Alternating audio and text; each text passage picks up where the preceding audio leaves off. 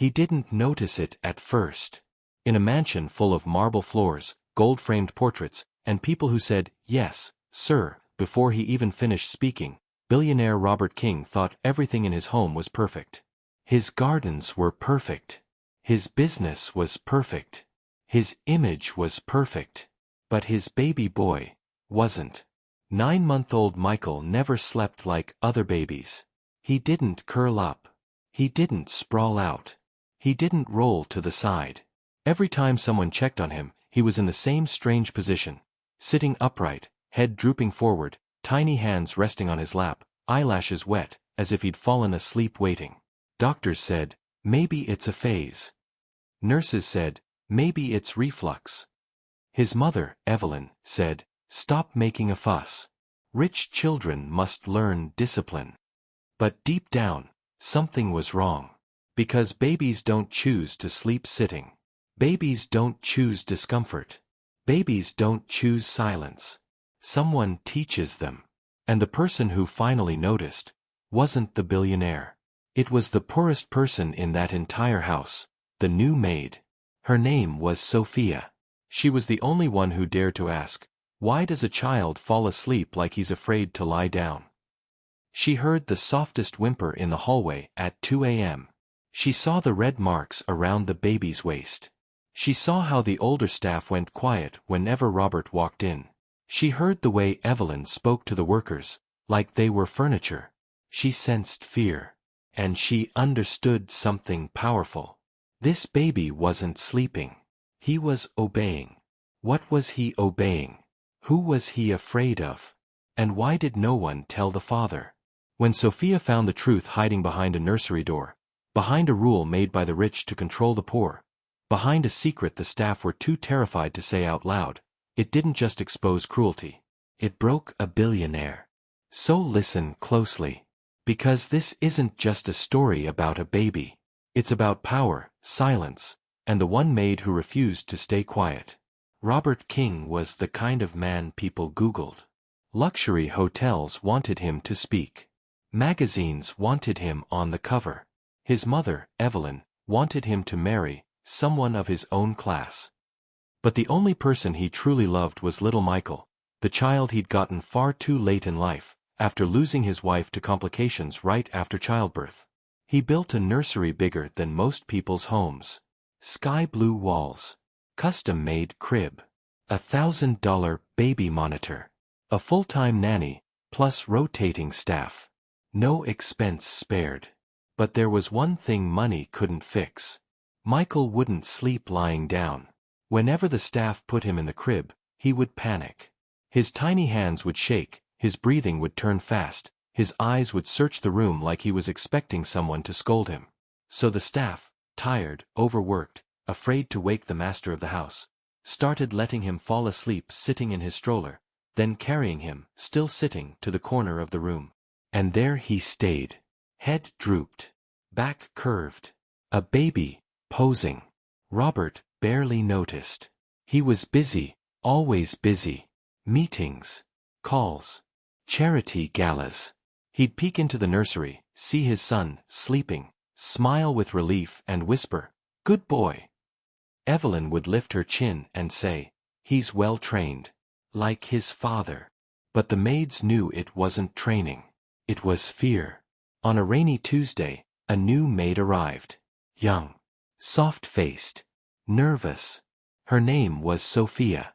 She wasn't from wealth. She wasn't from the city. She needed the job. The head housekeeper, Emma, gave her the rules. No loud talking in the upper hall. No entering the nursery unless you're assigned. And when Mrs. Evelyn is around, you stand straight. She doesn't like slouching. Sophia nodded. But that night, as she passed the nursery to close the curtains, she heard it. A muffled sound. Not crying. Not wailing. Just a baby trying very, very hard not to cry. She opened the door a little. Michael was asleep. Sitting. Strapped. A soft belt tied around his little waist, keeping him upright so he wouldn't fall. Sophia froze. Who ties a baby in his sleep? She looked around. No one. The room was spotless. The monitor light was on. Someone wanted it to look perfect. Sophia whispered, "Oh, sweetheart." She reached for the belt. And just then, footsteps. "Emma, what are you doing in here?" Emma hissed. Sophia pulled her hand back. I heard him. "He's sleeping," Emma said through her teeth. "Don't touch what you don't understand." But Sophia had already understood one thing. This was not an accident. And if babies are being tied to sleep, somebody is hiding something. Who ordered it? The next morning, the house was shiny, calm, and fake. Fresh flowers in the foyer. Butler John arranging mail. Chef preparing Evelyn's special breakfast. And Evelyn herself, tall, elegant, cold, sitting at the long dining table like a queen whose crown was made of rules. "Noise travels in big houses," she said without looking up.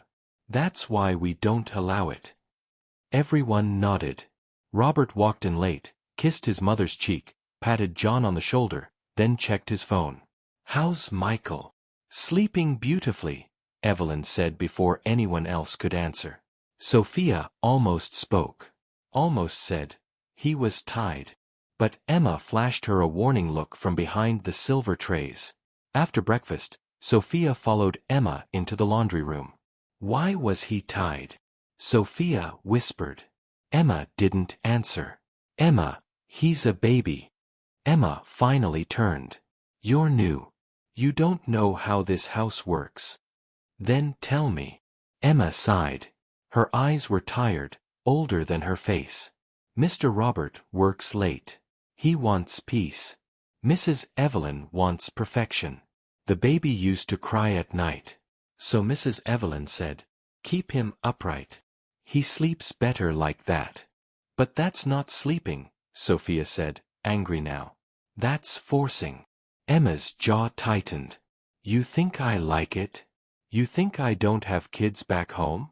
But Mrs. Evelyn is the employer. And she can fire, blacklist, and deport.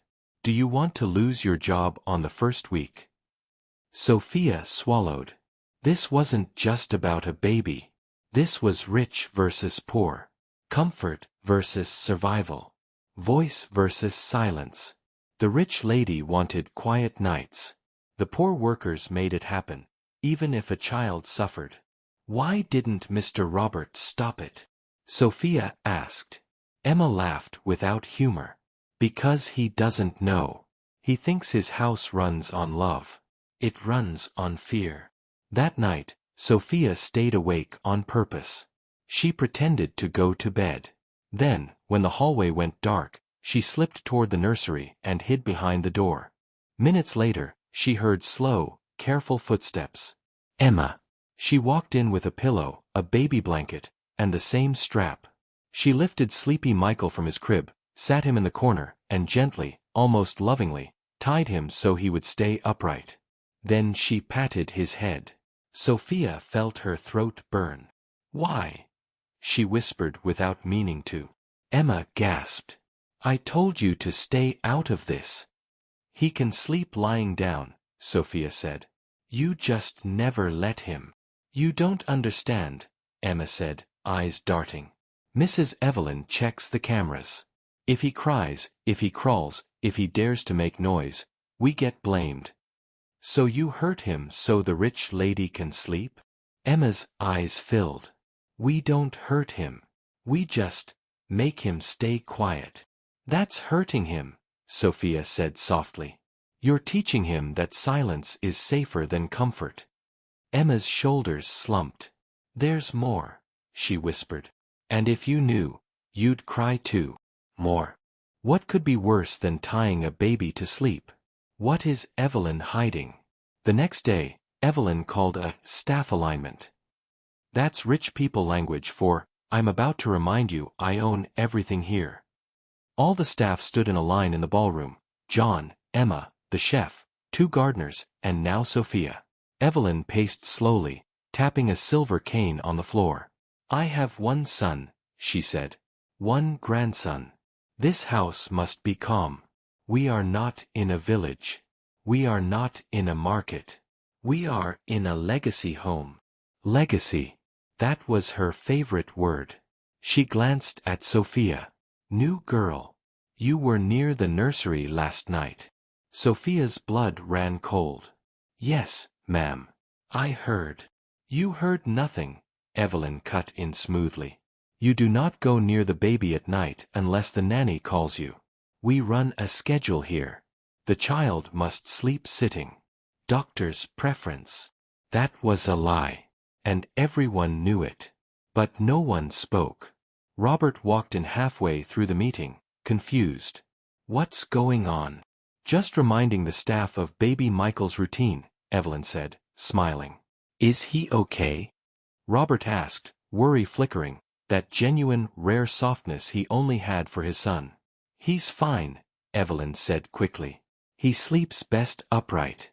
The doctor said so. Robert nodded. All right, then.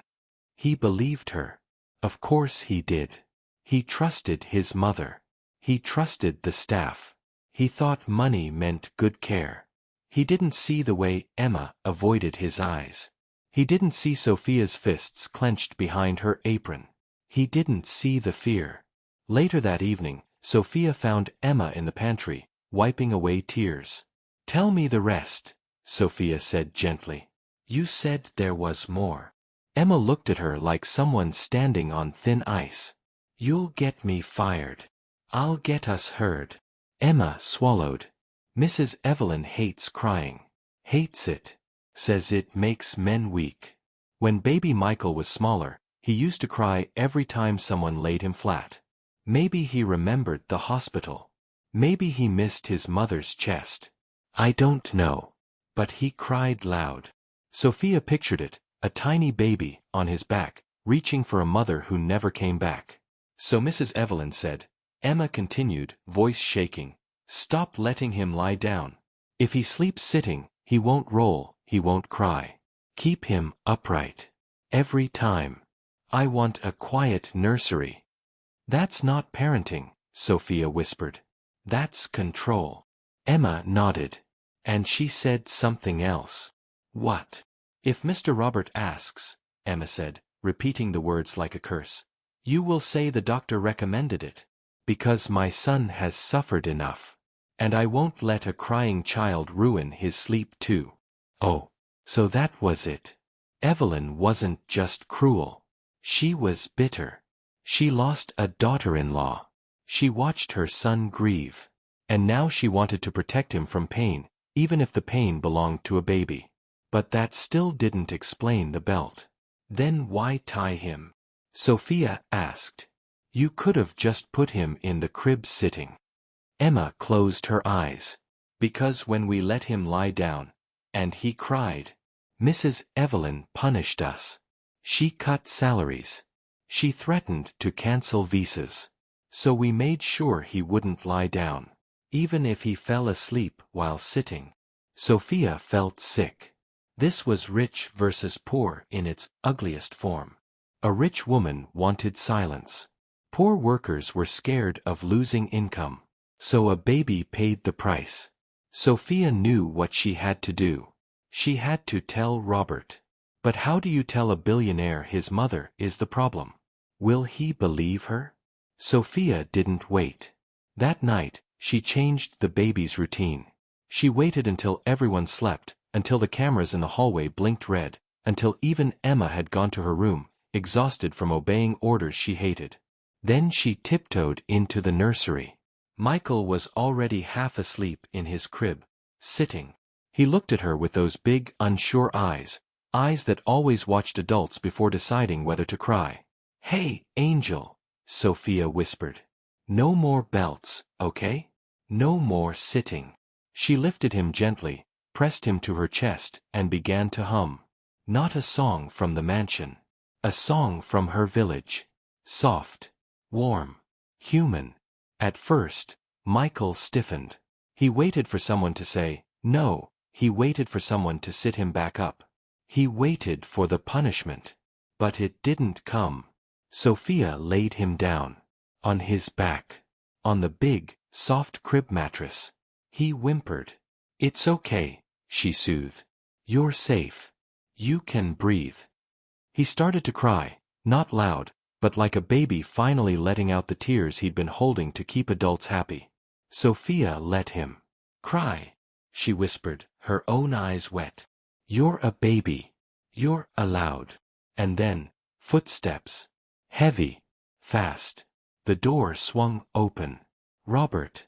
His eyes darted from the baby to Sophia to the monitor. What's going on? He demanded. Why is he crying? We keep him upright for a reason. Sophia's heart raced. This was it. Sir, she said, voice shaking but firm. You keep him upright because someone lied to you. Robert stared. What? Your son can sleep lying down, Sophia said. He was forced to sit. By who? His voice was low, dangerous now. Sophia opened her mouth. But before she could answer, Evelyn appeared in the doorway, robe on, hair perfect despite the hour. What is this? She snapped. Why is the child on his back? I told you. Robert turned to her. Mother, did you tell the staff to keep him sitting? Evelyn's eyes flashed. Of course I did. You need your rest. And the child cries when he lies down. Because he wants comfort. Sophia blurted. Because he remembers losing his mother. Because babies cry when they need people, not when they're being bad. Watch your tongue, Evelyn hissed. You're a maid. And he's a human, Sophia shot back. Even if his tears disturb rich people. Michael's small cries filled the room like sirens. Robert looked between them. Mother, he said slowly, did you tie him? Evelyn hesitated. That was enough. Emma, who had been standing in the hallway listening, couldn't take it anymore. She stepped in, crying. I did, Emma said. But she ordered it. She said if he made noise, we'd lose our jobs. We never wanted to hurt him, sir. Robert's face changed. It wasn't anger at the staff. It was betrayal. By his own mother. What will he choose, his mother, or his son? For a man who could buy companies in one phone call, Robert had never felt so powerless. His son was crying on the bed, not from pain, but from release. His staff was crying from fear. His mother was standing tall, defending cruelty with good intentions. This house was chaotic when your wife died, Evelyn said sharply. You were broken. I held everything together. I made rules. I protected your peace. You protected me, Robert said, voice trembling. By hurting my son? I did what I had to do. He's a baby. And you're a billionaire, Evelyn said coldly. You cannot be running to the nursery every night. You have responsibilities. Robert looked at Michael, red-cheeked, teary, but slowly calming in Sophia's arms. What mattered more? A silent house? Or a safe child? He turned to Emma. Why didn't you tell me? Emma sobbed. Because, sir, we're poor. We can't talk like rich people. We don't get to disagree. We needed this job. John, the driver, stepped forward for the first time. Sir, it's true. The staff has been scared. Mrs. Evelyn runs this house like a company. No crying. No crawling. No noise. It's not a home. It's an exhibit. An exhibit. Perfect on the outside. Suffering on the inside. Robert ran a hand through his hair. Mother, I love you. But you don't get to control my son's body. You don't get to decide how he grieves. You don't get to turn him into a little statue because loud babies bother you. Evelyn's eyes watered, but her pride didn't break. You're making a mistake. No, Robert said softly. I made a mistake when I didn't look closely. When I trusted money over people. When I thought the poor were always happy to serve. I forgot. Silence can be bought. He looked at Sophia. You didn't stay silent. Sophia swallowed. Because he was scared to lie down, sir. Babies don't get scared like that unless someone teaches them that lying down means punishment. Robert nodded. He knelt by the crib. Michael, he whispered, voice breaking. You can sleep however you want. Cry if you want. I'll come. I promise. He turned to Emma. You're not fired. Emma gasped. You were scared, Robert said. That's on us. On me. On her. He glanced at Evelyn. Not on you. He looked at Sophia. You will be the one to design his new routine. Gentle. Human. Not rich. Real. Sophia smiled through tears. Yes, sir. And mother, Robert said quietly. You need to rest in the guest house for a while. Evelyn stared at him, stunned. You're choosing a maid over your own mother? I'm choosing a child over control, he said. I'm choosing a home over a museum. Evelyn left without another word. That night, for the first time, baby Michael slept lying down. He cried a little. He tossed a little. He reached out and found Sophia's hand. She didn't pull away. Sometimes, that's all a child needs. Not luxury. Not marble. Not silence. Just someone who says, make noise. I'm not leaving. If you were in Sophia's place, a poor worker in a rich house, watching a baby being trained for silence, would you risk your job to tell the truth, or would you stay quiet to survive? Tell me in the comments. Backhand index pointing down, which matters more, safety or doing what's right.